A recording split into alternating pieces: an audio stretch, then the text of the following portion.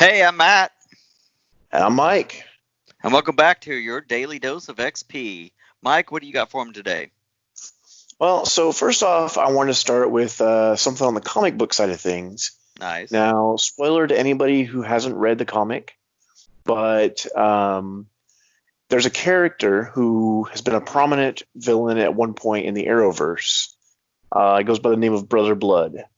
And he was a huge threat to the Teen Titans in the comic book, at least up until now, on Teen Titans number 46.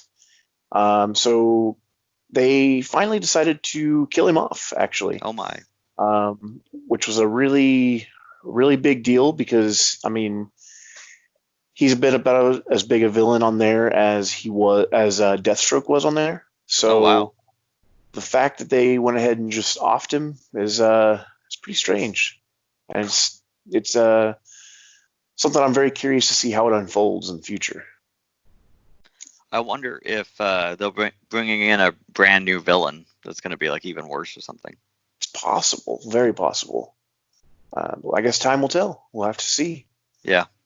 Um, So what I've got is I don't know if you guys have ever seen when you'll get on YouTube or something, or there's this guy that's called Photoshop Surgeon, and I like to watch his videos on Facebook. And he does some of the things he does is photo restoration. So he'll take old photos, use Photoshop, and fix them up. So he'll get rid of all the cracks, clean them up really nice, sometimes even colorize them. Well, Microsoft has taken out all the hard work, or is working on it, and has created a computer program that does it for you. So the title of this is Microsoft Research Develop Amazing Photo Restoration Algorithm. Microsoft research team have developed a new AI-based algorithm for restoring old photos that suffer from severe degradation through a deep learning approach. So their new technology proposes a novel triplet domain translation network for leveraging real photos along with massive synthetic image pairs. Specifically, they trained two variational autoencoders to representatively transform old photos and clean photos into two latent spaces, and the translation between these two latent spaces is learned with synthetic paired data. So pretty much what it does is it figures the difference between what a clean photo looks like and what a non-clean photo looks like, and so it learns, oh, this is wrong, and replaces it and fixes it. Interesting. So it's pretty cool. Like, they've got some pictures from it, and it's pretty great. Like, I'm really impressed by what it's done. I'll stick the picture right here.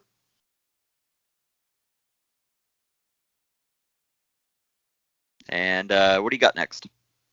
So my next and final topic is about Fortnite Season 3. So specifically, a content creator by the name of CypherPK has gone into his opinion on the state of the game itself, and explains why he believes other streamers have pushed away from the game for a while. So for anyone who doesn't know, Season 3 literally comes right after possibly the worst content drought we've ever had on Fortnite. Yeah, that was bad. Chapter 2 was rough. It was very, very long and drawn out.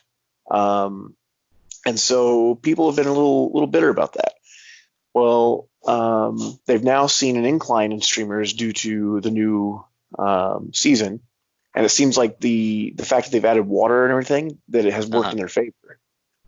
So, like I said, a popular Fortnite streamer, CypherPK, he talked about the current season and how successful it was, and how well it filled the voids. And then he also went into detail about why he felt like other players weren't enjoying it.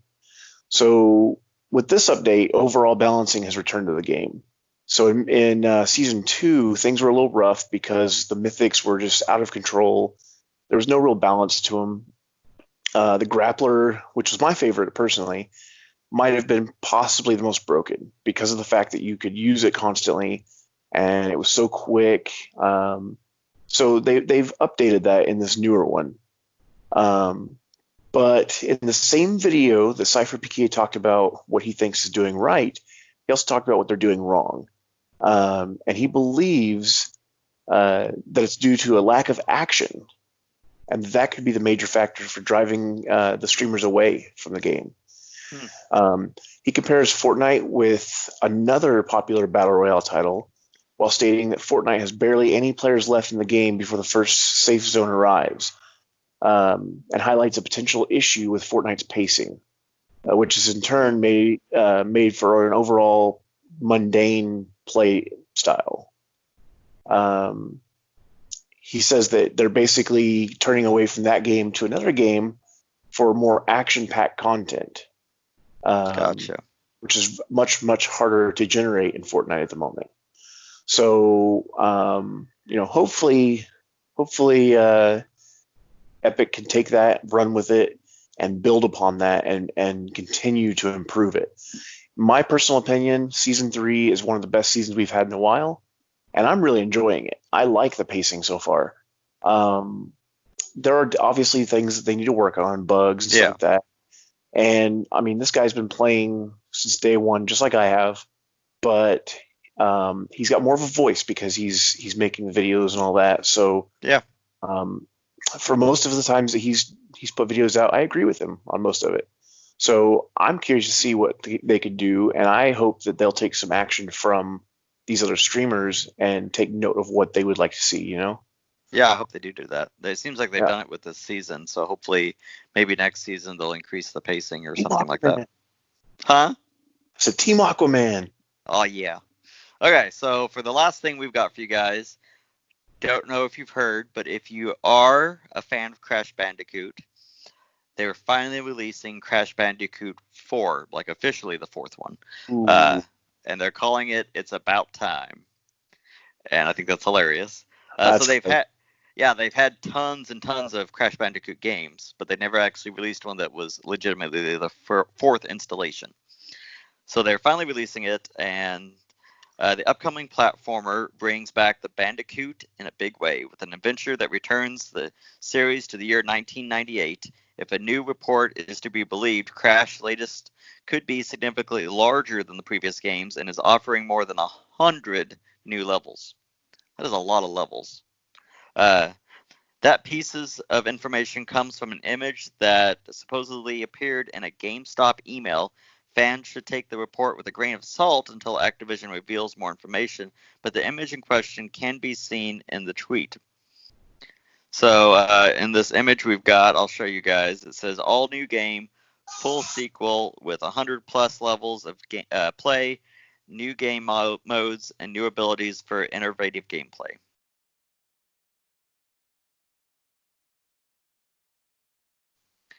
So Nice.